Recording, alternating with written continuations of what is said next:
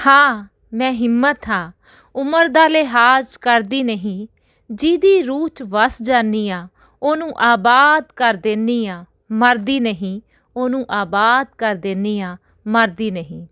ਤਾਲਮੇਲ channel for global friendship end piece channel ਦੇਖ ਰਹੇ ਸਾਰੇ ਦਰਸ਼ਕਾਂ ਨੂੰ ਬਲਜੀਤ ਸ਼ਰਮਾ ਵੱਲੋਂ ਮੋਹ ਭਿੱਜੀ ਸਤਿ ਸ਼੍ਰੀ ਅਕਾਲ ਅਤੇ ਸਾਰਿਆਂ ਦਾ ਨਿੱਘਾ ਸਵਾਗਤ। ਸੋ ਦੋਸਤੋ, ਅੱਜ ਮੈਂ ਤੁਹਾਨੂੰ ਇੱਕ ਅਜਿਹੀ ਸ਼ਖਸੀਅਤ ਦੇ ਨਾਲ ਰੂਬਰੂ ਕਰਵਾਉਣ ਜਾ ਰਹੀ ਹਾਂ ਜਿਹੜੇ ਵਾਕਈ ਹੀ ਨਾਰੀ ਜਾਤੀ ਦੇ ਲਈ, ਸਾਡੇ ਸਾਰਿਆਂ ਦੇ ਲਈ ਇੱਕ ਮਿਸਾਲ ਨੇ। ਬੜੇ ਹੀ ਠੰਡੇ ਸੁਭਾਅ ਦੇ, ਸ਼ਾਂਤ ਸੁਭਾਅ ਦੇ, ਜਿਹਨੂੰ ਆਪਾਂ ਕਹਾਂਗੇ ਗੁਣਾਂ ਦੀ ਗੁਥਲੀ। ਔਰ ਕੋਈ ਵੀ ਕੰਮ ਅਜਿਹਾ ਨਹੀਂ ਜਿਹੜਾ ਉਹਨਾਂ ਨੇ ਨਾ ਕੀਤਾ ਹੋਵੇ। ਹਮੇਸ਼ਾ ਉਹਨਾਂ ਵਿੱਚ ਸਿੱਖਣ ਦਾ ਜਿਹੜਾ ਜਜ਼ਬਾ ਹੈ ਉਹ ਰਿਹਾ ਹੈ ਅਤੇ ਹਰ ਕੰਮ ਸਿੱਖਣ ਦੇ ਲਈ ਹਮੇਸ਼ਾ ਤਤਪਰ ਰਹਿੰਦੇ ਨੇ। ਸੋ ਮੇਰੀ ਮੁਰਾਦ ਹੈ ਸਤਿਕਾਰਯੋਗ ਡਾਕਟਰ ਹਰਪ੍ਰੀਤ ਕੌਰ ਖਾਲਸਾ ਜੀ ਤੋਂ। ਸਭ ਤੋਂ ਪਹਿਲਾਂ ਡਾਕਟਰ ਸਾਹਿਬ ਤੁਹਾਡਾ ਤਹਿ ਦਿਲੋਂ ਸਵਾਗਤ। Thank you. ਸਤਿ ਸ਼੍ਰੀ ਅਕਾਲ ਜੀ। ਤੇ ਚੈਨਲ ਦੇ ਸਾਰੇ ਦਰਸ਼ਕਾਂ ਵੱਲੋਂ ਵੀ ਪਿਆਰ ਭਰੀ ਸਤਿ ਸ਼੍ਰੀ ਅਕਾਲ। ਸਾਰਿਆਂ ਨੂੰ ਸਤਿ ਸ਼੍ਰੀ ਅਕਾਲ। ਤੇ ਜੇ ਆਪਾਂ ਹੁਣ ਗੱਲਾਂ ਬਾਤਾਂ ਦਾ ਸਿਲਸਿਲਾ ਸ਼ੁਰੂ ਕਰੀਏ ਤਾਂ ਸਭ ਤੋਂ ਪਹਿਲਾਂ ਮੈਂ ਇਹ ਤੁਹਾਨੂੰ ਪੁੱਛਾਂਗੀ ਕਿ ਤੁਸੀਂ ਇੰਨੇ ਬੋਲਡ ਹੋ। ਹਾਂਜੀ। ਇਹ ਜਿਹੜੀ ਇੰਨੀ ਬੋਲਡਨੈਸ ਹੈ, ਕਿਉਂਕਿ ਸਾਡਾ ਸਮਾਜ ਇੱਦਾਂ ਦਾ ਹੈ ਜਿਹੜਾ ਕੁੜੀਆਂ ਨੂੰ ਹਮੇਸ਼ਾ ਦੱਬ ਕੇ ਰੱਖਦਾ ਹੈ, ਪਰ ਤੁਸੀਂ ਜਿਹੜਾ ਹੈ ਉਸ ਸਮਾਜ ਤੋਂ ਅਲੱਗ ਹੋ ਕੇ ਬੜੀ ਜਿਹੜੀ ਤੁਹਾਡੀ ਸੁਭਾਅ ਹੈ ਉਹ ਬੜਾ ਬੋਲਡ ਹੈ। ਇਹ ਜਿਹੜਾ ਹੈ ਕਿੱਥੋਂ ਇਹ ਮੈਂ ਸਭ ਨੂੰ ਸਤਿ ਸ਼੍ਰੀ ਅਕਾਲ ਜੀ। ਮੈਂ ਡਾਕਟਰ ਹਰਪ੍ਰੀਤ ਕੌਰ ਖਾਲਸਾ, ਸਪੁੱਤਰੀ ਸਰਦਾਰ ਬਸੰਤ ਸਿੰਘ ਖਾਲਸਾ। ਮੈਂ ਲੁਧਿਆਣੇ ਨੂੰ ਬਿਲੋਂਗ ਕਰਦੀ ਹਾਂ। ਜਦੋਂ ਮੇਰਾ ਜਨਮ ਹੋਇਆ 1 ਜਨਵਰੀ 1967 ਵਿੱਚ, ਤਾਂ ਮੇਰੇ ਪਿਤਾ ਜੀ ਉਦੋਂ ਪੋਲੀਟੀਕਲ ਫੈਮਿਲੀ ਮਤਲਬ ਉਹਨੂੰ ਪਾਰਟੀ ਨੂੰ ਬਿਲੋਂਗ ਕਰਦੇ ਹਾਂ ਅਸੀਂ, ਅਕਾਲੀਆਂ ਨੂੰ। ਅਤੇ ਮੇਰੇ ਜਨਮ ਵੇਲੇ ਮੇਰੇ ਪਿਤਾ ਜੀ ਪਹਿਲੀ ਵਾਰੀ ਮੰਤਰੀ ਬਣੇ ਸੀ। ਵਾਹ ਜੀ ਵਾਹ। ਸੋ ਪੋਲੀਟੀਕਲ ਲਾਈਨ ਦੇ ਵਿੱਚ ਹੋਣ ਕਰਕੇ ਜਿਹੜੀ ਪਰਵਰਿਸ਼ ਹੈ ਸਾਡੀ ਉਹ ਸਾਰੀ ਇਸ ਜਿਹੇ ਪਰਿਵਾਰ ਵਿੱਚ ਹੋਈ ਹੈ ਕਿ ਬਹੁਤ ਸਾਰੇ ਲੋਕ ਸਾਡੇ ਘਰ ਵਿੱਚ ਆਉਂਦੇ ਜਾਂਦੇ ਸੀ। ਸੋ ਨਿਧੜਕ ਹੋ ਕੇ ਅਸੀਂ ਬੋਲਦੇ ਸੀ। ਸੋ ਫਿਰ ਫਾਦਰ ਦੀਆਂ ਇਲੈਕਸ਼ਨਸ ਦਾ ਟਾਈਮ ਆ ਗਿਆ, ਉਹਦੇ ਵਿੱਚ ਵੀ ਮੈਂ ਅੱਗੇ ਹੋ ਕੇ ਪਾਰਟੀਸਪੇਟ ਕਰਦੀ ਰਹੀ ਹਾਂ। ਅਤੇ ਬਾਕੀ ਮੇਰਾ ਇੰਨਾ ਹੌਸਲਾ ਸੀ ਸ਼ੁਰੂ ਤੋਂ, ਪਰਮਾਤਮਾ ਦੀ ਵੀ ਬਖਸ਼ਿਸ਼ ਕਹਿ ਸਕਦੇ ਹਾਂ ਆਪਾਂ, ਕਿ ਸਕੂਲ ਵਿੱਚ ਹੀ ਮੈਨੂੰ ਬਹੁਤ ਸਾਰੀਆਂ ਹਰ ਇੱਕ ਜਿਹੜੀਆਂ ਸਕੂਲ ਦੇ ਵਿੱਚ ਫੰਕਸ਼ਨ ਹੁੰਦਾ ਸੀ ਉਹਦੇ ਵਿੱਚ ਪਾਰਟੀਸਪੇਟ ਕਰਨ ਦਾ ਮੈਨੂੰ ਮੌਕਾ ਮਿਲਦਾ ਸੀ। ਅਤੇ ਮੈਂ ਕੋਈ ਵੀ ਨਹੀਂ ਜਾਣ ਦਿੰਦੀ ਸੀ, ਚਾਹੇ ਉਹ ਗਿੱਧਾ ਸੀ, ਚਾਹੇ ਖੇਡਾਂ ਸੀ, ਕੁਛ ਵੀ ਸੀ, ਅਤੇ ਮੈਂ ਪਾਰਟੀਸਪੇਟ ਕਰਦੀ ਸੀ। ਅਤੇ ਪਰਮਾਤਮਾ ਦੇ ਵੱਲੋਂ ਮੈਨੂੰ ਮਤਲਬ ਫਸਟ ਸੈਕਿੰਡ ਪੋਜੀਸ਼ਨ ਮੇਰੀ ਆਉਂਦੀ ਰਹੀ ਹੈ। ਸੋ ਇਹਨਾਂ ਚੀਜ਼ਾਂ ਨੇ ਮੈਨੂੰ ਬਹੁਤ ਹੌਸਲਾ ਵਧਾਤਾ ਮੇਰਾ। ਸੋ ਜਿਹੜੀ ਮੈਂ ਸਕੂਲ ਦੀ ਐਜੂਕੇਸ਼ਨ ਹੈਗੀ ਉਹ PAU ਤੋਂ, ਮੈਂ ਪੰਜਾਬ ਐਗਰੀਕਲਚਰ ਯੂਨੀਵਰਸਿਟੀ ਤੋਂ ਕੀਤੀ ਹੈ। ਸੋ ਇਸ ਤੋਂ ਬਾਅਦ BA ਕਰਕੇ, MA ਕਰਕੇ, ਪੰਜਾਬੀ ਦੀ MPhil ਕਰਕੇ, ਫਿਰ PhD ਮੇਰੇ ਫਾਦਰ ਨੇ ਇੰਗਲੈਂਡ ਕਰਨ ਲਈ ਮੈਨੂੰ ਭੇਜਿਆ, ਜਦ ਕਿ ਸਾਡਾ ਇੰਗਲੈਂਡ ਵਿੱਚ ਕੋਈ ਵੀ ਨਹੀਂ ਸੀ। ਸੋ ਬੋਲਡ ਹੋਣ ਦੇ ਨਾਤੇ ਮੈਨੂੰ ਮਤਲਬ ਅੰਦਰੋਂ ਇੰਨਾ ਹੌਸਲਾ ਸੀ ਕਿ ਮੈਂ ਕੁਛ ਵੀ ਕਰ ਸਕਦੀ ਹਾਂ। ਸੋ ਪਰਮਾਤਮਾ ਦੀ ਵੀ ਬਖਸ਼ਿਸ਼ ਨਾਲ ਮੈਨੂੰ ਜਿਹੜਾ ਸਿੱਖ ਰੈਲਿਕਸ ਐਂਡ ਮੋਨੂਮੈਂਟ ਇਨ UK, ਸਿੱਖਾਂ ਦੀਆਂ ਜਿੰਨੀਆਂ ਵਸਤਾਂ ਪਈਆਂ ਨੇ UK ਵਿੱਚ 1947 ਵਿੱਚ ਜਿਹੜੇ ਅੰਗਰੇਜ਼ ਲੁੱਟ ਕੇ ਲੈ ਗਏ ਸੀ, ਉਹਦੇ 'ਤੇ ਰਿਸਰਚ ਕਰਨ ਦਾ ਮੈਨੂੰ ਮੌਕਾ ਮਿਲਿਆ।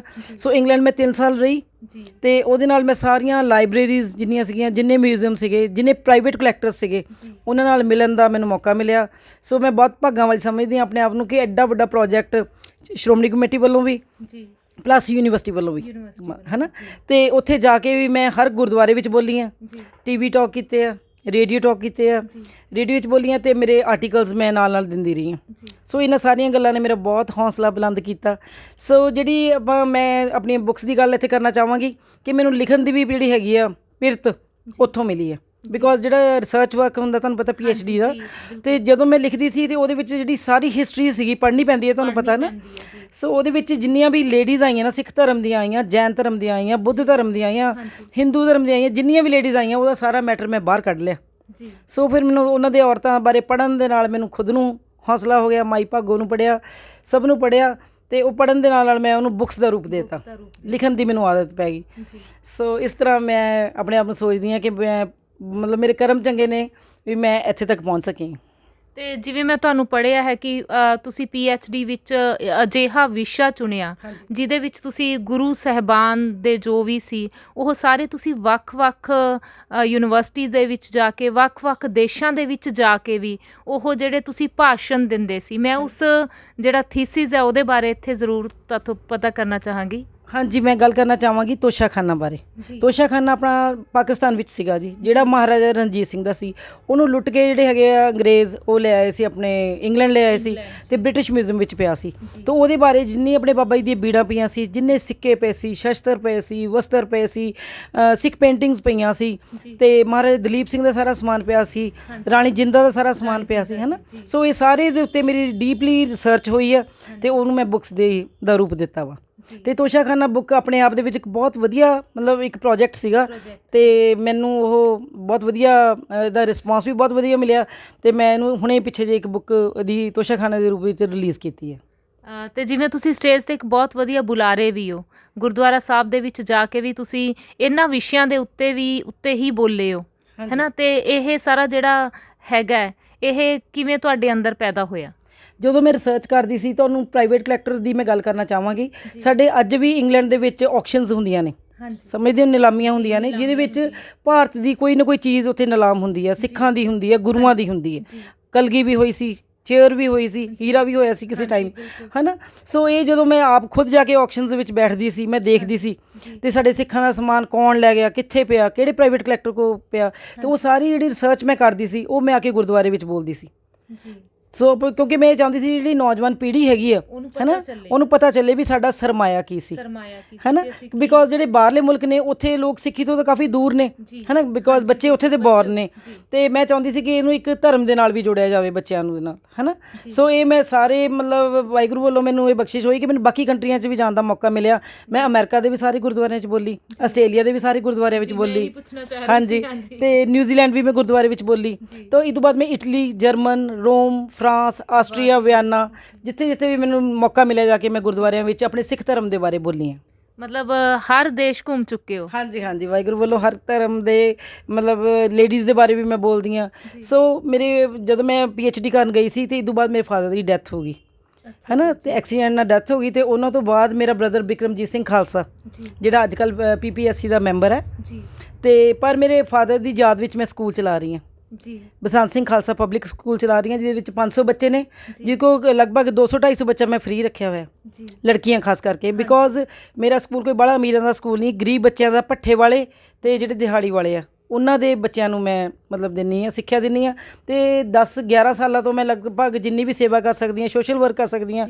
ਅਸੀਂ ਡਰੈਸਿਸ ਫ੍ਰੀ ਦਿੰਦੇ ਹਾਂ, ਅਸੀਂ ਉਹਨਾਂ ਨੂੰ ਸਟੇਸ਼ਨਰੀ ਫ੍ਰੀ ਦਿੰਦੇ ਹਾਂ, ਬੂਟ ਜਰਾਬਾਂ, ਜਿਵੇਂ ਸਰਦੀਆਂ ਆ ਗਈਆਂ ਸਰਦੀ ਡਰੈਸ, ਗਰਮੀਆਂ ਆ ਗਈਆਂ ਤੇ ਗਰਮੀ ਡਰੈਸ, ਤੇ ਬਹੁਤ ਥੋੜ੍ਹੀ ਫੀਸ ਦੇ ਨਾਲ ਅਸੀਂ ਮੈਂ ਉਪਰਾਲਾ ਕਰਦੀ ਹਾਂ ਕਿ ਬੱਚਿਆਂ ਨੂੰ ਵੱਧ ਤੋਂ ਵੱਧ ਅਸੀਂ ਸਿੱਖਿਆ ਦੇ ਸਕੀਏ। ਜਿਵੇਂ ਸਮਾਜ ਸੇਵਿਕਾ ਦੇ ਰੂਪ ਵਿੱਚ ਬੱਚਿਆਂ ਦੇ ਲਈ ਇੱਕ ਅਹਿਮ ਭੂਮਿਕਾ ਨਿਭਾ ਰਹੇ ਹੋ, ਤੇ ਇੱਥੇ ਮੈਂ ਪੁੱਛਾਂਗੀ ਕਿ ਜਿਵੇਂ ਤੁਸੀਂ ਕਿਹਾ ਕਿ ਇਹ ਸਾਰਾ ਕੁਝ ਤੁਸੀਂ ਫ੍ਰੀ ਆਫ ਕਾਸਟ ਵੰਡਦੇ ਹੋ, ਤੇ ਕੀ ਜਿਹੜਾ ਹੈਗਾ ਇਹ ਸਾਰਾ ਖਰਚਾ ਕਿਵੇਂ ਚੱਲਦਾ, ਜਾਂ ਸਰਕਾਰ ਕੋਈ ਤੁਹਾਨੂੰ ਏਡ ਦੇ ਰਹੀ ਹੈ? ਨਹੀਂ, ਸਰਕਾਰ ਤਾਂ ਕੋਈ ਨਹੀਂ ਏਡ ਦੇ ਰਹੀ, ਪਰ ਮੈਂ ਕਹਿੰਦੀ ਹਾਂ ਮੇਰੇ ਕੋਲ 5th ਤੋਂ ਔਨਵਰਡਸ ਮਾੜੀ ਮੋਟੀ ਫੀਸ ਰੱਖੀ ਹੋਈ ਹੈ, ਤੇ ਮੇਰਾ ਜਿਹੜਾ ਸਟਾਫ ਵੀ ਹੈ ਉਹ ਵੀ ਗਰੀਬ ਪਰਿਵਾਰਾਂ 'ਚ ਉੱਠ ਕੇ ਆਇਆ ਹੋਇਆ। ਸੋ ਇਹੋ ਜਿਹੀ ਕੋਈ ਵੱਧ ਉਹਨਾਂ ਨੂੰ ਅਸੀਂ ਤਨਖਾਹ ਵੀ ਨਹੀਂ ਦੇ ਰਹੇ, ਉਹ ਵੀ ਸਮਾਜ ਸੇਵਾ ਵਿੱਚ ਮੇਰੇ ਨਾਲ ਰਲੇ ਹੋਏ ਨੇ। ਉਹਨਾਂ ਨੂੰ ਵੀ ਲੱਗਦਾ ਕਿ ਹਾਂਜੀ ਬੱਚਿਆਂ ਜਦ ਫੀਸ ਹੀ ਨਹੀਂ ਮੈਂ ਲੈ ਰਹੀ ਤੇ ਉਹਨਾਂ ਨੂੰ ਮੈਂ ਪੇ ਕਿਵੇਂ ਕਰਾਂ, ਹੈ ਨਾ। ਸੋ ਬਹੁਤ ਵਧੀਆ ਮੇਰੇ ਕੋਲ ਸਟਾਫ ਹੈਗਾ, 25 ਜਾਣੇ ਅਸੀਂ ਹੈਗੇ ਹਾਂ, ਤੇ 2 ਸਾਡੇ ਕੋਲ ਬੱਸਾਂ ਨੇ, ਤੇ ਜਿਹਦੇ ਨਾਲ ਅਸੀਂ ਬੱਚਿਆਂ ਨੂੰ ਛੱਡ ਆਉਂਦੇ ਹਾਂ, ਲੈ ਆਉਂਦੇ ਹਾਂ। ਬਹੁਤ ਸੰਘਰਸ਼ਮਈ ਮਤਲਬ ਮੈਂ ਚਲਾ ਰਹੀ ਹਾਂ ਪਿਛਲੇ 12 ਸਾਲਾਂ ਤੋਂ, ਤੇ ਮੈਂ ਫੇਸਬੁੱਕ ਦੇ ਜ਼ਰੀਏ ਵੀ ਅਪੀਲ ਕਰਦੀ ਹੁੰਦੀ ਹਾਂ ਵੀ ਕੋਈ ਜਰਾਬਾਂ ਪਾ ਜਾਓ, ਕੋਈ ਬੂਟ ਪਾ ਜਾਓ, ਕਿਉਂਕਿ ਪੈਸੇ ਦੀ ਮੰਗ ਨਹੀਂ ਕਰ ਸਕਦੇ ਆਪਾਂ, ਹੈ ਨਾ। ਤੇ ਇਸ ਤਰ੍ਹਾਂ ਮੈਨੂੰ ਕਈ ਲੋਕ ਮਦਦ ਕਰ ਦਿੰਦੇ ਨੇ ਵੀ ਕੋਈ ਡਰੈਸਿਸ ਪਾ ਦਿੰਦਾ, ਕੋਈ ਮਫਲਰ ਦੇ ਜਾਂਦਾ, ਕੋਈ ਟੋਪੀਆਂ ਦੇ ਜਾਂਦਾ। ਹਰ ਸਾਲ ਅਸੀਂ ਧੀਆਂ ਦੀ ਲੋਹੜੀ, ਪਿਛਲੇ 10 ਸਾਲਾਂ ਤੋਂ ਧੀਆਂ ਦੀ ਲੋਹੜੀ ਮਨਾ ਰਹੇ ਹਾਂ, ਹੈ ਨਾ, ਤੇ ਉਹਦੇ ਵਿੱਚ ਅਸੀਂ ਸਾਰਿਆਂ ਕੁਛ ਇਹ ਪ੍ਰੋਵਾਈਡ ਕਰਦੇ ਹਾਂ ਜੀ। ਤੇ ਜਿਵੇਂ ਮੈਂ ਤੁਹਾਨੂੰ ਪੜ੍ਹਿਆ ਤੁਸੀਂ ਬਹੁਤ ਵਧੀਆ ਪਲੇਅਰ ਵੀ ਹੋ, ਪਰ ਉਹਦੇ ਨਾਲ ਤੁਹਾਡੇ ਜਿਹੜੀ ਸਰੀਰਕ ਹੈ ਉਹ ਇੱਕ ਗੱਲ ਜੁੜੀ ਹੋਈ ਹੈ ਕਿ ਮੈਂ ਸੁਣਿਆ ਕਿ ਤੁਹਾਡੀ ਇੱਕ ਕਿਡਨੀ ਹੈ। ਹਾਂਜੀ, ਉਸ ਇੱਕ ਕਿਡਨੀ ਦੇ ਬਾਵਜੂਦ ਬਹੁਤ ਅੱਛੇ ਪਲੇਅਰ ਹੋਣਾ, ਨੈਸ਼ਨਲ ਲੈਵਲ ਤੱਕ ਪਹੁੰਚਣਾ, ਇਹ ਸਾਰਾ ਸਬੱਬ ਕਿਵੇਂ ਬਣਿਆ? ਇਹਦੀ ਕਿਡਨੀ ਬਾਰੇ ਤਾਂ ਸਾਨੂੰ ਕੋਈ ਜਾਣਕਾਰੀ ਨਹੀਂ ਸੀ। ਜਦੋਂ ਮੇਰਾ ਬਰਥ ਹੋਇਆ, ਜਦੋਂ ਮੇਰੀ ਮੈਰਿਜ ਹੋਈ ਹੈ, ਮੈਨੂੰ ਉਦੋਂ ਪਤਾ ਲੱਗਿਆ ਕਿ ਮੇਰੀ ਇੱਕ ਕਿਡਨੀ ਹੈ। ਇਹ ਤੋਂ ਪਹਿਲਾਂ ਮੈਂ ਸਾਰੀਆਂ ਗੇਮਸ ਜੇ ਕਹਿ ਲਓ ਵੀ ਕੋਈ ਵੀ ਗੇਮ ਹੈ ਜੀ ਹੈ ਨਹੀਂ ਸੀ ਜਿਹ 'ਚ ਮੈਂ ਪਾਰਟੀਸਪੇਟ ਨਹੀਂ ਸੀ ਕਰਦੀ, ਤੇ ਯੂਥ ਫੈਸਟੀਵਲਸ 'ਚ ਮੈਂ ਪਾਰਟੀਸਪੇਟ ਕਰਦੀ ਸੀ, ਗਿੱਧਾ ਭੰਗੜਾ ਹਰ ਇੱਕ ਚੀਜ਼ ਕਰਦੀ ਸੀ। ਮੈਨੂੰ ਇਹ ਪਤਾ ਹੀ ਨਹੀਂ ਸੀ ਕਿ ਮੇਰੀ ਇੱਕ ਕਿਡਨੀ। ਸੋ ਜਦੋਂ ਸਕੈਨ ਹੋਈ ਤੇ ਪਤਾ ਲੱਗਿਆ, ਤੇ ਬਾਕੀ ਵਾਹਿਗੁਰੂ ਦੀ ਬਖਸ਼ਿਸ਼ ਹੈ। ਮੈਨੂੰ ਐਂ ਲੱਗਦਾ ਵੀ ਇੱਕ ਕਿਡਨੀ ਦੇ ਹੋਣ ਦੇ ਬਾਵਜੂਦ ਮੇਰੇ ਕੋਲ ਦੁੱਗਣੀ ਤਿੱਗਣੀ ਪਰਮਾਤਮਾ ਨੇ ਸ਼ਕਤੀ ਦਿੱਤੀ ਹੈ ਮੈਨੂੰ, ਹੈ ਨਾ। ਹਰ ਕੰਮ ਨੂੰ ਮੈਂ ਚਾਹੁੰਦੀ ਹਾਂ ਵੀ ਆਹ ਵੀ ਕੰਮ ਨੂੰ ਮੈਂ ਸਰ ਕਰ ਲਾਂ, ਆਹ ਵੀ ਕੰਮ ਨੂੰ ਮੈਂ ਸਰ ਕਰ ਲਾਂ, ਤੇ ਪਰਮਾਤਮਾ ਸਾਥ ਵੀ ਦਿੰਦਾ ਮੇਰਾ। ਹਾਂਜੀ, ਤੇ ਇੱਥੇ ਹੁਣ ਮੈਂ ਜਿਹੜੀ ਤੁਹਾਡੀ ਲਾਈਫ ਹੈ ਉਹ ਬੜੀ ਸਟਰਗਲਿੰਗ ਰਹੀ ਹੈ, ਸੰਘਰਸ਼ਸ਼ੀਲ ਰਹੀ ਹੈ, ਉਹਦੇ ਬਾਰੇ ਕੁਝ ਤੁਸੀਂ ਦਰਸ਼ਕਾਂ ਨੂੰ ਦੱਸਣਾ ਚਾਹੋਗੇ? ਮੈਂ ਜਦੋਂ ਮੇਰੇ ਫਾਦਰ ਦੀ ਡੈਥ ਹੋਈ ਆ ਉਦੋਂ ਨਾ ਮੈਂ ਔਰਤਾਂ ਬਾਰੇ ਪਹਿਲਾਂ ਲਿਖਦੀ ਸੀਗੀ ਜੀ, ਹੈ ਨਾ। ਮੈਂ ਬੁੱਕਸ ਲਿਖੀਆਂ ਨੇ, ਪ੍ਰਮੁੱਖਣੀਆਂ ਲਿਖੀਆਂ ਨੇ, ਪ੍ਰਮੁੱਖ ਔਰਤਾਂ ਬਾਰੇ। ਹਾਂਜੀ, ਪ੍ਰਥਮਣੀਆਂ ਲਿਖੀਆਂ ਨੇ। ਪ੍ਰਥਮ ਮੀਨਸ ਪਹਿਲ ਕਦਮੀ ਕਰਨ ਵਾਲੀਆਂ ਔਰਤਾਂ, ਹੈ ਨਾ। ਅਤੇ ਸਿੱਖ ਧਰਮ ਦੀਆਂ ਬੀਬੀਆਂ ਬਾਰੇ ਲਿਖਿਆ ਮੈਂ। ਸੋ ਜਿੰਨਾ ਕਿ ਮੈਂ ਕਰ ਸਕਦੀ ਸੀ ਮੈਂ ਕੀਤਾ। ਅਤੇ ਇਸ ਤੋਂ ਬਾਅਦ ਮੇਰੇ ਅੰਦਰ ਇੱਕ ਚੇਟਕ ਹੋ ਗਈ ਕਿ ਮੈਂ ਔਰਤਾਂ 'ਤੇ ਹੀ ਕੰਮ ਕਰਾਂ। ਸੋ ਮੈਂ ਇੱਕ ਲੁਧਿਆਣੇ ਦੀ ਡਾਇਰੈਕਟਰੀ ਕੱਢੀ ਜਿਸ 'ਚ ਮੈਂ 500 ਲੇਡੀਜ਼ ਦੀ ਇੰਟਰਵਿਊ ਕੀਤੀ। ਵਾਹ ਜੀ ਵਾਹ ਜੀ। ਸੋ ਇਹ ਮੈਂ ਆਪਣੇ ਨਿੱਜੀ ਖਰਚੇ ਦੇ ਉੱਤੇ ਕੀਤੀ। ਮੈਂ ਕਦੇ ਵੀ ਕੋਈ ਕਿਸੇ ਤੋਂ 1 ਰੁਪਇਆ ਨਹੀਂ ਲਿਆ। ਤਾਂ ਇੰਟਰਵਿਊਜ਼ ਕੀਤੀ ਅਤੇ ਉਹਦੇ ਬਾਰੇ ਮੈਂ ਲਿਖਿਆ ਅਤੇ ਮੈਂ ਪ੍ਰਤਿਭਾਸ਼ਾਲੀ ਔਰਤਾਂ ਦੇ ਉੱਤੇ ਇੱਕ ਡਾਇਰੈਕਟਰੀ ਕੱਢੀ। ਅੱਛਾ ਜੀ। ਹਾਂਜੀ, ਹਰ ਇੱਕ ਫੀਲਡ ਦੀ ਮੈਂ ਔਰਤ ਲਈ, ਜਿਹਦੇ ਵਿੱਚ ਉਹ ਪੋਲੀਟੀਕਲ ਔਰਤਾਂ ਵੀ ਸੀ, ਵਕੀਲ ਵੀ ਸੀ, ਡਾਕਟਰ ਵੀ ਸੀ, ਸਮਾਜ ਸੇਵਾ ਵੀ ਸੀ, ਸਾਰੇ ਖੇਤਰਾਂ ਨੂੰ ਮੈਂ ਛੂਹਿਆ। ਇਹ ਅੱਜ ਤੋਂ 25 ਸਾਲ ਪਹਿਲਾਂ ਦੀ ਗੱਲ ਆ ਮੈਮ। ਵਾਹ ਜੀ ਵਾਹ। ਫਿਰ ਇਸ ਤੋਂ ਬਾਅਦ ਮੈਂ ਸਕੂਲ ਚਲਾਉਣ ਲੱਗੀ, ਮੇਰੇ ਵਿਆਹ ਹੋ ਗਿਆ, ਬੱਚੇ ਹੋ ਗਏ। ਅਤੇ ਹੁਣ ਮੈਮ ਕੋਵਿਡ ਦੇ ਟਾਈਮ ਦੇ ਵਿੱਚ ਜਦੋਂ ਮੈਂ ਫ੍ਰੀ ਸੀ ਅਤੇ ਮੈਨੂੰ ਲੱਗਾ ਕਿ ਮੈਂ ਕੁਛ ਨਾ ਕੁਛ ਕਰਾਂ। ਅਤੇ ਇੱਕ ਮੈਂ ਤੁਹਾਨੂੰ ਜਿਸ ਤਰ੍ਹਾਂ ਆਪਣੀ ਹੌਬੀ ਦੀ ਗੱਲ ਕੀਤੀ ਹੈ, ਮੈਨੂੰ ਕੁਕਿੰਗ ਦਾ ਬਹੁਤ ਸ਼ੌਕ ਹੈ। ਹਾਂਜੀ, ਬਣਾਉਣੀ ਤਾਂ ਚਲੋ ਜਿੱਦਾਂ ਦੀ ਮਰਜ਼ੀ ਚੀਜ਼ਾਂ ਹੋਣੀ, ਪਰ ਮੇਰੇ ਦਿਲੋਂ ਮੇਰੀ ਜਿਹੜੀ ਚੀਜ਼ ਬਣਾਉਣੀ ਹੈ ਮੈਨੂੰ ਲੱਗਦਾ ਕਿ ਵਧੀਆ ਹੀ ਹੋਏਗੀ। ਅਤੇ ਮੈਂ ਇੱਕ ਸੀਰੀਜ਼ ਸ਼ੁਰੂ ਕੀਤੀ ਜਿਹਦੇ ਵਿੱਚ ਮੈਂ ਪ੍ਰੋਮੀਨੈਂਟ ਫਿਗਰਸ ਦੀਆਂ ਜਿਹੜੀ ਲੇਡੀਜ਼ ਹੈ ਨਾ, ਉਹਨਾਂ ਨੂੰ ਘਰ ਬੁਲਾ ਕੇ ਨਾਲੇ ਤਾਂ ਖਵਾਇਆ, ਨਾਲੇ ਰੈਸਪੀ ਦੀਆਂ ਗੱਲਾਂ ਕੀਤੀਆਂ, ਅਤੇ ਨਾਲ ਅਸੀਂ ਉਹਨਾਂ ਦੀ ਇੰਟਰਵਿਊ ਕੀਤੀ, ਜਿਹੜੀ ਕਿ ਮੈਂ ਫੇਸਬੁੱਕ ਉੱਪਰ ਅਪਲੋਡ ਕੀਤੀ ਹੈ। ਤਾਂ ਇਸ ਵਾਰੀ ਮੈਂ 111 ਲੇਡੀਜ਼ ਨੂੰ ਮੈਮ ਕਵਰ ਕੀਤਾ। ਹਰ ਇੱਕ ਫੀਲਡ ਦੀਆਂ, ਰਾਜਨੀਤਿਕ ਬੀਬੀਆਂ ਨੇ, ਸੱਭਿਆਚਾਰਕ ਬੀਬੀਆਂ ਨੇ, ਅਤੇ ਵਕੀਲ ਨੇ, ਡਾਕਟਰ ਨੇ, ਮਤਲਬ ਜੋ ਵੀ ਕੰਮ ਕਰਦੀਆਂ ਨੇ, ਜਿਹਦੀ ਸਮਾਜ ਨੂੰ ਦੇਣ, ਜਿਹਨੂੰ ਕੋਈ ਔਰਤ ਦੇਖ ਕੇ ਜਿਹਨੂੰ ਪ੍ਰੇਰਨਾ ਮਿਲ ਸਕੇ, ਹੈ ਨਾ। ਸੋ ਇੱਦਾਂ ਦੀਆਂ ਔਰਤਾਂ ਦੀ ਮੈਂ ਇੰਟਰਵਿਊ ਕਰਕੇ ਇਹ ਮੈਂ ਹੁਣ ਡਾਇਰੈਕਟਰੀ ਤਿਆਰ ਕਰ ਰਹੀ ਹਾਂ। ਜਿਵੇਂ ਆਪਾਂ ਸਮਾਜ ਵਿੱਚ ਦੇਖਦੇ ਹਾਂ, ਕਹਿੰਦੇ ਕਿ ਔਰਤ ਹੀ ਔਰਤ ਦੀ ਦੁਸ਼ਮਣ ਹੁੰਦੀ ਹੈ, ਪਰ ਤੁਸੀਂ ਇਸ ਕਥਨ ਨੂੰ ਇੱਕ ਪਾਸੇ 'ਤੇ ਰੱਖਦਿਆਂ ਔਰਤਾਂ ਨੂੰ ਅੱਗੇ ਲੈ ਕੇ ਆਂਦਾ, ਹੈ ਨਾ। ਇਹ ਜਿਹੜਾ ਹੈਗਾ ਤੁਹਾਡੇ ਮਨ ਵਿੱਚ ਵਿਚਾਰ ਕਿਵੇਂ ਆਇਆ? ਨਹੀਂ, ਇਹ ਭਾਵਨਾ ਮੇਰੇ ਤੋਂ ਸ਼ੁਰੂ ਤੋਂ ਹੀ ਰਹੀ ਹੈ। ਮੈਨੂੰ ਇੱਕ ਚਾਅ ਸੀਗਾ ਵੀ ਹਾਂਜੀ, ਜਿਵੇਂ ਮੈਂ ਕੰਮ ਕਰ ਰਹੀ ਹਾਂ, ਵੀ ਇੱਦਾਂ ਹਰ ਇੱਕ ਔਰਤ ਨੂੰ ਕੰਮ ਕਰਨਾ ਚਾਹੀਦਾ। ਅਤੇ ਜਿਹੜੀ ਔਰਤ ਕੋਈ ਕੰਮ ਕਰਦੀ ਸੀ, ਜਿਹਦੀ ਕੋਈ ਦੇਣ ਹੈਗੀ ਹੈ ਸਮਾਜ ਨੂੰ, ਅਤੇ ਉਹਨੂੰ ਅੱਗੇ ਲੈ ਕੇ ਆਉਣਾ ਚਾਹੀਦਾ। ਜਿਹੜੀ ਮੈਂ ਇੰਟਰਵਿਊਜ਼ ਕੀਤੀਆਂ ਪਹਿਲਾਂ ਕੀਤੀਆਂ, ਜਿਹੜੀਆਂ ਲੁਧਿਆਣੇ ਦੀ ਮੈਂ ਡਾਇਰੈਕਟਰੀ ਕੱਢੀ ਸੀ, ਉਦੋਂ ਸਿੰਪਲ ਮੈਂ ਇੱਕ ਡਾਇਰੈਕਟਰੀ ਲਿਖਤੀ ਰੂਪ ਵਿੱਚ ਕੀਤੀ ਸੀ, ਬਿਕੋਜ਼ ਉਦੋਂ ਫੇਸਬੁੱਕ ਵਾਲਾ ਨਹੀਂ ਸੀ ਚੱਲਿਆ, ਅੱਜ ਤੋਂ 25 ਸਾਲ ਪਹਿਲਾਂ।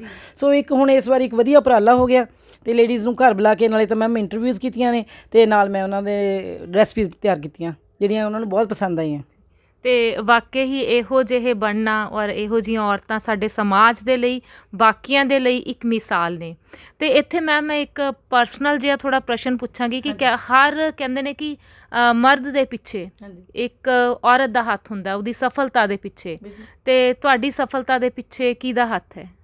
ਮੇਰੇ ਹਸਬੈਂਡ ਦਾ ਵੀ ਹੈਗਾ ਜੀ, ਅਤੇ ਮੇਰੇ ਬ੍ਰਦਰ ਦਾ ਜ਼ਿਆਦਾ ਹੈ ਜੀ। ਅਤੇ ਬਾਕੀ ਮੈਨੂੰ ਐਂ ਲੱਗਾ ਰਹਿੰਦਾ ਵੀ ਮੈਂ ਹਰ ਟਾਈਮ ਬਸੰਤ ਸਿੰਘ ਖਾਲਸਾ ਸਕੂਲ ਚਲਾ ਰਹੀ ਹਾਂ, ਅਤੇ ਮੇਰੇ ਅੰਦਰ ਮੇਰੇ ਫਾਦਰ ਦੀ ਸ਼ਕਤੀ ਹੈ।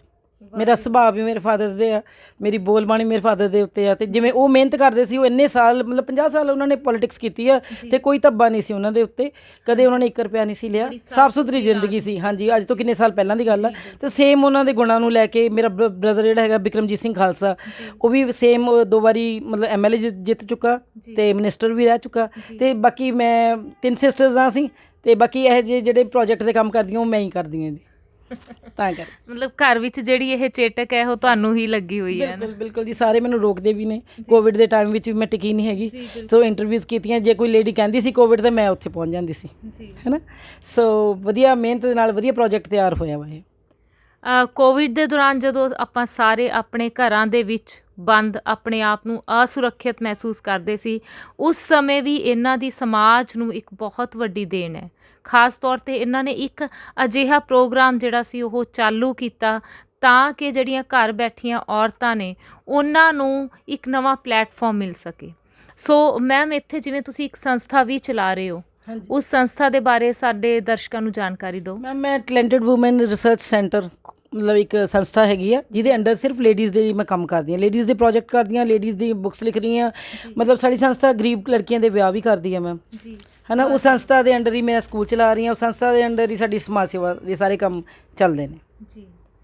ਅਤੇ ਇਸ ਤੋਂ ਇਲਾਵਾ ਜਿਵੇਂ ਬਾਕੀ ਔਰਤਾਂ ਦੇ ਲਈ ਮੈਂ ਦੇਖਿਆ ਕਿ ਤੁਸੀਂ ਮਿਸਾਲ ਹੋ, ਹੈ ਨਾ, ਅਤੇ ਔਰਤਾਂ ਲਈ ਖਾਸ ਤੌਰ 'ਤੇ ਕੀ ਸੰਦੇਸ਼ ਦੇਣਾ ਚਾਹੋਗੇ? ਮੈਂ ਇਹ ਕਹਿਣਾ ਚਾਹਾਂਗੀ ਕਿ ਹਰ ਔਰਤ ਨੂੰ ਮੈਮ ਬੋਲਡ ਹੋਣਾ ਚਾਹੀਦਾ। ਅੱਜ ਦਾ ਜਿਹੜਾ ਸਮਾਂ ਹੈਗਾ ਉਹ ਪੁਰਾਣਾ ਸਮਾਂ ਨਹੀਂ ਰਿਹਾ, ਜੋ ਸਾਡੀਆਂ ਮਾਵਾਂ ਦੇ ਵਿੱਚ ਠਹਿਰਾਵ ਸੀਗਾ, ਹੈ ਨਾ। ਸੋ ਜਿਹੜੀਆਂ ਅੱਜ ਕੱਲ੍ਹ ਲੜਕੀਆਂ ਪੜ੍ਹ ਲਿਖ ਜਾਂਦੀਆਂ ਨੇ, ਉਹਨਾਂ ਨੂੰ ਅੱਗੇ ਆਉਣਾ ਚਾਹੀਦਾ, ਹੈ ਨਾ, ਕਿਉਂਕਿ ਅੱਜ ਦਾ ਸਮਾਂ ਤੇ ਪਹਿਲੇ ਸਮੇਂ ਦੇ ਵਿੱਚ ਬਹੁਤ ਅੰਤਰ ਆ। ਜੇ ਆਪਾਂ ਆਪ ਪੜ੍ਹੇ ਲਿਖੇ ਹੋਵਾਂਗੇ ਤਾਂ ਆਪਾਂ ਬੱਚਿਆਂ ਨੂੰ ਵੀ ਅੱਗੋਂ ਬੋਲਡ ਕਰ ਸਕਾਂਗੇ, ਹੈ ਨਾ, ਅਤੇ ਸਮਾਜ ਵਧੀਆ ਸਿਰਜ ਸਕਾਂਗੇ। ਕਿਉਂਕਿ ਜੇ ਆਪਾਂ ਕਮਾਈ ਕਰਾਂਗੇ ਤਾਂ ਹੀ ਆਪਾਂ ਹਸਬੈਂਡ ਦੇ ਨਾਲ ਮੋਢਾ ਜੋੜ ਕੇ, ਹੈ ਨਾ, ਕੰਮ ਕਰਾਂਗੇ। ਆਪਣੇ ਬੱਚੇ ਵੀ ਆਪਣੇ ਵੱਲ ਦੇਖ ਕੇ, ਕੱਲ੍ਹ ਨੂੰ ਆਉਣ ਵਾਲੀ ਪੀੜ੍ਹੀ ਵੀ ਸਾਨੂੰ ਦੇਖ ਕੇ ਉਹਨਾਂ ਨੂੰ ਵੀ ਪ੍ਰੇਰਨਾ ਮਿਲੇਗੀ ਕਿ ਵਧੀਆ ਜ਼ਿੰਦਗੀ ਜੀ ਸਕਣਗੇ ਉਹ ਵੀ। ਅਤੇ ਤੁਹਾਨੂੰ ਬਹੁਤ ਸਾਰੇ ਅਵਾਰਡਸ ਦੇ ਨਾਲ ਨਵਾਜਿਆ ਗਿਆ ਹੈ, ਅਤੇ ਉਹ ਅਵਾਰਡਸ ਵੀ ਸਾਨੂੰ ਦੱਸੋ ਕਿ ਕਿਹੜੇ ਜਿਹੜੇ ਅਵਾਰਡਸ ਨੇ ਉਹ ਤੁਹਾਨੂੰ ਮਿਲ ਚੁੱਕੇ ਨੇ। ਹਾਂਜੀ, ਜਿਸ ਤਰ੍ਹਾਂ ਮੈਂ ਬਾਹਰ ਮੈਮ ਕੰਟਰੀਜ਼ ਜਾਂਦੀ ਸੀ, ਹੈ ਨਾ, ਜਿਵੇਂ ਯੂਬਾ ਸਿਟੀ 'ਚ ਗਈ ਉਹਨਾਂ ਨੇ ਮੈਨੂੰ ਕੀਤਾ, ਜਿਵੇਂ ਆਸਟ੍ਰੇਲੀਆ ਗਈ ਮੈਨੂੰ ਉਹਨਾਂ ਨੇ ਕੀਤਾ, ਅਵਾਰਡ ਕੀਤਾ, ਅਤੇ ਵੱਖ-ਵੱਖ ਸੰਸਥਾਵਾਂ ਨੇ ਮੈਮ ਅੱਗੇ ਆ ਕੇ ਮੈਨੂੰ ਅਵਾਰਡ ਕੀਤਾ। ਅਤੇ ਇਹਨਾਂ ਅਵਾਰਡ ਕਰਕੇ ਹੀ ਮੈਨੂੰ ਮਤਲਬ ਹਰ ਵਾਰੀ ਉਤਸ਼ਾਹਿਤ ਹੋ ਜਾਂਦੀ ਸੀ ਕਿ ਮੈਂ ਹੋਰ ਕੰਮ ਕਰਾਂ। ਸਾਰੀਆਂ ਕੰਟਰੀਆਂ 'ਚ ਘੁੰਮਣ ਤੋਂ ਬਾਅਦ ਮੈਨੂੰ ਇੱਕ ਸੱਚ ਤੁਹਾਨੂੰ ਪ੍ਰੈਜ਼ੀਡੈਂਟ ਅਵਾਰਡ ਮਿਲ ਚੁੱਕਾ ਹੋਇਆ। ਹਾਂਜੀ ਮੈਮ, ਸਪੋਰਟਸ ਵਿੱਚ ਵੀ ਮੈਨੂੰ ਬਹੁਤ ਸਾਰੇ ਅਵਾਰਡ ਨੇ, ਬਹੁਤ ਸਾਰੇ ਮੈਡਲ ਨੇ, ਅਤੇ ਮੇਰੇ ਫਾਦਰ ਮੇਰੇ 'ਤੇ ਬਹੁਤ ਪ੍ਰਾਊਡ ਫੀਲ ਕਰਦੇ ਸੀ ਜਦੋਂ ਉਹ ਇੰਨੇ ਵੱਡੇ ਮੈਡਲ ਲੈਂਦੇ ਸੀ ਨਾ, ਅਤੇ ਲੋਕਾਂ ਨੂੰ ਦਿਖਾਉਂਦੇ ਹੁੰਦੇ ਸੀ ਵੀ ਮੇਰੀ ਬੇਟੀ ਨੇ ਆਹ ਜਿੱਤਿਆ, ਮੇਰੀ ਬੇਟੀ ਨੇ ਆਹ ਜਿੱਤਿਆ, ਹੈ ਨਾ। ਸੋ ਮੈਂ ਇਹ ਚਾਹਾਂਗੀ ਕਿ ਹਰ ਇੱਕ ਇਨਸਾਨ ਨੂੰ, ਹਰ ਇੱਕ ਧੀ ਨੂੰ, ਹਰ ਇੱਕ ਔਰਤ ਨੂੰ ਇੰਨੇ ਵਧੀਆ ਕੰਮ ਕਰਨੇ ਚਾਹੀਦੇ ਆ ਕਿ ਮਾਂ ਬਾਪ ਉੱਤੇ ਪ੍ਰਾਊਡ ਫੀਲ ਕਰ ਸਕਣ। ਡਾਕਟਰ ਸਾਹਿਬ, ਅਤੇ ਆਉਣ ਵਾਲੇ ਜਿਹੜੇ ਭਵਿੱਖ ਵਿੱਚ ਤੁਹਾਡੀਆਂ ਕੀ ਯੋਜਨਾਵਾਂ ਹਨ ਅਤੇ ਪ੍ਰੋਜੈਕਟ ਤੁਹਾਡੇ ਕਿਹੜੇ ਹਨ? ਜਿਸ ਤਰ੍ਹਾਂ ਮੈਂ ਲੁਧਿਆਣੇ ਦੀ ਡਾਇਰੈਕਟਰੀ ਤਿਆਰ ਕੀਤੀ ਸੀ, ਅਤੇ ਉਹਦੇ ਵਿੱਚ ਮੈਂ 111 ਲੇਡੀਜ਼ ਨੂੰ ਪ੍ਰਮੋਟ ਕੀਤਾ, ਅਤੇ ਮੈਂ ਫੰਕਸ਼ਨ ਕੀਤਾ ਮੈਮ। ਉਹਦੇ ਵਿੱਚ ਮਿਨਿਸਟਰ ਨੂੰ ਬੁਲਾ ਕੇ ਸਾਰਿਆਂ ਨੂੰ ਸਟੇਜ 'ਤੇ ਲਿਆ ਕੇ ਹਾਈਲਾਈਟ ਕੀਤਾ, ਤਾਂ ਜੋ ਕਿ ਵੀ ਉਹਨਾਂ ਨੂੰ ਵੀ, ਆਉਣ ਵਾਲੇ ਬੱਚਿਆਂ ਨੂੰ ਵੀ ਪ੍ਰੇਰਨਾ ਮਿਲ ਸਕੇ। ਸੋ ਇਸੇ ਵੇ ਦੇ ਨਾਲ ਹੀ ਮੈਂ ਸੰਗਰੂਰ ਦੀਆਂ ਜਿਹੜੀਆਂ ਹੈਗੀਆਂ ਲੇਡੀਜ਼ ਨੇ, ਪ੍ਰੋਮੀਨੈਂਟ 111 ਲੇਡੀਜ਼ ਨੇ, ਮੈਂ ਚਾਹੁੰਦੀ ਹਾਂ ਕਿ ਇਹਨਾਂ ਦਾ ਵੀ ਇੱਕ ਜਲਦੀ ਫੰਕਸ਼ਨ ਕਰੀਏ, ਇਹਨਾਂ ਨੂੰ ਉਤਸ਼ਾਹਿਤ ਕਰੀਏ, ਤਾਂ ਜੋ ਕਿ ਜਿਹੜਾ ਇੱਕ ਚੰਗਾ ਸਮਾਜ ਸਿਰਜ ਸਕਣ। ਅਤੇ ਇੱਕ ਮੇਰਾ ਸੁਪਨਾ ਇਹ ਹੈਗਾ ਕਿ ਮੈਂ ਜਿਸ ਤਰ੍ਹਾਂ ਇਹ ਪ੍ਰੋਜੈਕਟ ਦੇ ਉੱਤੇ ਕੰਮ ਕਰਦੀ ਪਈ ਹਾਂ, ਸਾਡੀ ਸੰਸਥਾ ਨੈਸ਼ਨਲ ਅਤੇ ਇੰਟਰਨੈਸ਼ਨਲ ਲੈਵਲ ਤੱਕ ਵੀ ਲੇਡੀਜ਼ ਜਿਹੜੀਆਂ ਜਿਨ੍ਹਾਂ ਨੇ ਇੰਨੀਆਂ ਮੱਲਾਂ ਮਾਰੀਆਂ ਹੋਈਆਂ ਨੇ, ਉਹਨਾਂ ਨੂੰ ਵੀ ਆਪਾਂ ਉਹਦੇ ਵਿੱਚ ਸ਼ਾਮਲ ਕਰੀਏ, ਅੱਗੇ ਲੈ ਕੇ ਆਈਏ। ਇਹਦੇ ਨਾਲ ਇੱਕ ਆਪਣੇ ਆਪ ਦੇ ਵਿੱਚ ਇੱਕ ਤਾਕਤ ਆ ਜਾਏਗੀ ਹਰ ਇੱਕ ਔਰਤ ਵਿੱਚ, ਨਾਰੀ ਸ਼ਕਤੀ ਦੀ ਗੱਲ ਕਰਾਂਗੇ ਆਪਾਂ। ਸੋ ਆਪਾਂ ਬਹੁਤ ਜਲਦੀ ਇਸ ਲੈਵਲ ਦੇ ਉੱਤੇ ਆਪਾਂ, ਮਤਲਬ ਤੁਸੀਂ, ਤੁਹਾਡੇ ਲੋਕਾਂ ਨੇ, ਜਿਸ ਤਰ੍ਹਾਂ ਤੁਹਾਡੇ ਤਾਲਮੇਲ ਚੈਨਲ ਨੇ, ਹੈ ਨਾ, ਲੋਕਾਂ ਤੱਕ ਮੇਰੀ ਆਵਾਜ਼ ਪਹੁੰਚਾਈ ਆ, ਅਤੇ ਤੁਹਾਡਾ ਥੈਂਕਸ ਸਪੈਸ਼ਲ ਆ। ਅਤੇ ਇਸੇ ਵੇ ਦੇ ਨਾਲ ਹੀ ਆਪਾਂ ਇੰਟਰਨੈਸ਼ਨਲ ਲੈਵਲ ਤੱਕ ਦੀਆਂ ਜਿੰਨੀਆਂ ਵੀ ਲੇਡੀਜ਼ ਮੇਰੀ ਆਵਾਜ਼ ਸੁਣਦੀਆਂ ਹੋਣ, ਆਪਾਂ ਜਲਦੀ ਹੀ ਇਸ ਪ੍ਰੋਜੈਕਟ ਦੇ ਉੱਤੇ ਵੀ ਕੰਮ ਕਰਾਂਗੇ। ਆਮੀਨ। Thank you ma'am. ਅਤੇ ਇਹ ਸਾਡੇ ਸਾਰਿਆਂ ਦੇ ਲਈ ਬੜੀ ਮਾਣ ਵਾਲੀ ਗੱਲ ਹੈ ਕਿ ਜੇ ਹਰ ਘਰ ਵਿੱਚ ਸਤਿਕਾਰਯੋਗ ਹਰਪ੍ਰੀਤ ਕੌਰ ਖਾਲਸਾ ਜੀ ਵਰਗੀ ਬੇਟੀ ਹੋਵੇ, ਨੂੰਹ ਹੋਵੇ, ਮਾਂ ਹੋਵੇ, ਤਾਂ ਜਿਹੜਾ ਸਮਾਜ ਹੈ ਉਸ ਦਾ ਜਿਹੜਾ ਸਰੂਪ ਹੈ ਉਹ ਕੁਝ ਹੋਰ ਹੀ ਹੋਵੇਗਾ। ਸੋ ਇਹਨਾਂ ਲਈ ਮੈਂ ਕੁਝ ਕਹਿਣਾ ਚਾਹਾਂਗੀ ਕਿ ਇਹ ਬਦਲ ਦੇਵੇ ਤਕਦੀਰਾਂ ਨੂੰ, ਇਹ ਬਦਲ ਦੇਵੇ ਤਕਦੀਰਾਂ ਨੂੰ, ਹਰ ਔਕੜ ਨੂੰ ਅਜਮਾਉਂਦੀ ਹੈ, ਕਰ ਪਾਸੇ ਕਾਲੇ ਬੱਦਲਾਂ ਨੂੰ, ਬਣ ਤਾਰਾ ਅਰਸ਼ 'ਤੇ ਛਾਉਂਦੀ ਹੈ, ਬਣ ਤਾਰਾ ਅਰਸ਼ 'ਤੇ ਛਾਉਂਦੀ ਹੈ। ਸੋ ਬਹੁਤ ਬਹੁਤ ਸ਼ੁਕਰੀਆ ਮੈਮ, ਬਹੁਤ ਹੀ ਵਧੀਆ ਲੱਗਿਆ ਤੁਹਾਡੇ ਨਾਲ ਗੱਲਬਾਤ ਕਰਕੇ। ਥੈਂਕ ਯੂ ਤੁਹਾਡਾ ਵੈਰੀ ਮੱਚ, ਕਿਉਂਕਿ ਮੈਂ ਤੁਹਾਡੀ ਸਾਰੀ ਇੰਟਰਵਿਊਜ਼ ਦੇਖਦੀ ਹਾਂ। ਤੁਸੀਂ ਆਪਣੇ ਆਪ ਦੇ ਵਿੱਚ ਬਹੁਤ ਵਧੀਆ ਸ਼ਖਸੀਅਤ ਹੋ, ਤੁਹਾਡੀਆਂ ਸਾਰੀ ਆਪਦੀਆਂ ਖੁਦ ਪ੍ਰਾਪਤੀਆਂ ਬਹੁਤ ਸਾਰੀਆਂ ਨੇ। ਸੋ ਮੈਂ ਮਾਣ ਮਹਿਸੂਸ ਕਰਦੀ ਹਾਂ, ਭਾਈ ਦਾ ਥੈਂਕ ਯੂ ਕਰਦੀ ਹਾਂ, ਤੁਹਾਡਾ ਥੈਂਕ ਯੂ ਕਰਦੀ ਹਾਂ ਕਿ ਮੇਰੇ ਜਿਹੜੇ ਵਿਊਜ਼ ਨੇ ਤੁਸੀਂ ਉਹਨਾਂ ਔਰਤਾਂ ਤੱਕ ਪਹੁੰਚਾਏ, ਹੈ ਨਾ। ਸੋ ਤੁਹਾਡਾ ਖੁਦ ਦਾ ਥੈਂਕ ਯੂ ਵੈਰੀ ਮੱਚ। ਸਤਿ ਸ਼੍ਰੀ ਅਕਾਲ। ਧੰਨਵਾਦ।